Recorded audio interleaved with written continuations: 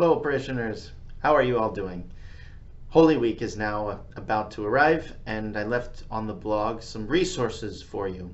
You'll see from the diocese we have a Holy Week at Home prayer aid, which is very nice. You can download it and use it and have that as a resource. You'll also see links to the bishop's Holy Week celebrations, his live streaming, and everything that he will do. I will be posting things throughout Holy Week just like I have now, and you'll see Father John is as well. Father John del Priore at St. Augustine will also be live streaming many of his liturgies, and so you can, through the link that I also posted on the blog already, you can access those and see him and listen to his wonderful homilies throughout all of Holy Week.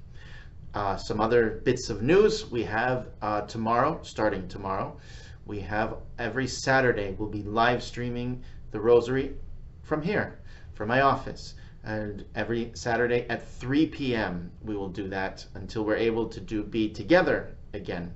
And then also this coming Palm Sunday, just a few days away, I will be blessing the palms at my Mass that I say privately, and then following that I will leave all the palms for you at the church entrances. So you can pick those up, take those home, and put them on your crucifixes, on your paintings, on your religious statues, however you'd like to use them. The palms will be available for you throughout this week. I did want to talk about something that is important for you these days.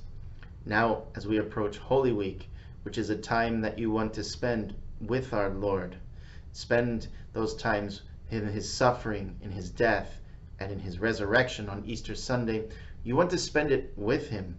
And those days in which you're able to receive him in the Eucharist, on Holy Thursday when he instituted the Eucharist, when he gave us the priesthood, or on Good Friday through his Passion to receive him at the service of Good Friday, which is so beautiful.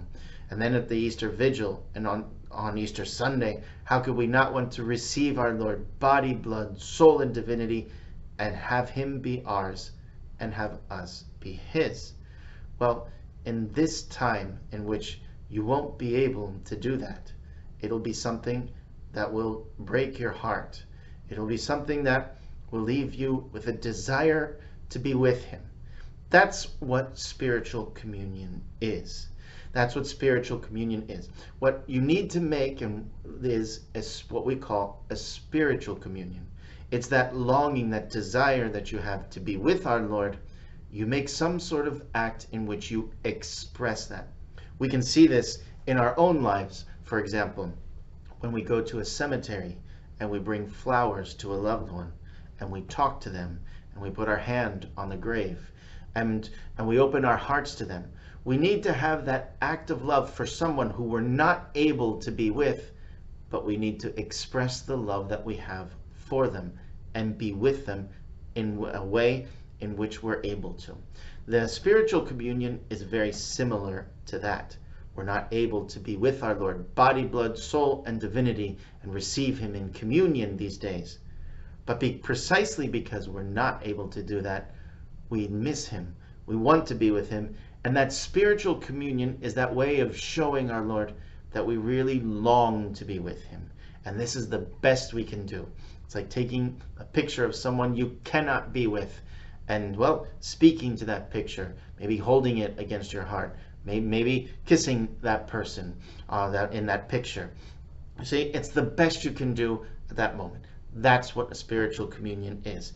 In church, you have those spiritual communion prayers available on all the tables. You can see it throughout the internet. There's plenty of places to find it. But don't go this Holy Week without making a spiritual communion, and I would even say every day.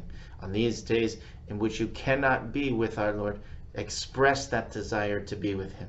That's the true friend of Jesus Christ, even when they cannot be with him, longs to be with him, is looking for ways to be with him, and will find those ways. The true follower will find those ways. If now all you can do is a spiritual communion, so be it. Make that spiritual communion and tell our Lord how much you love him, how much you long to be with him, and how you long for that day in which you can receive him really and truly present in the Blessed Sacrament, body, blood, soul, and divinity. God bless.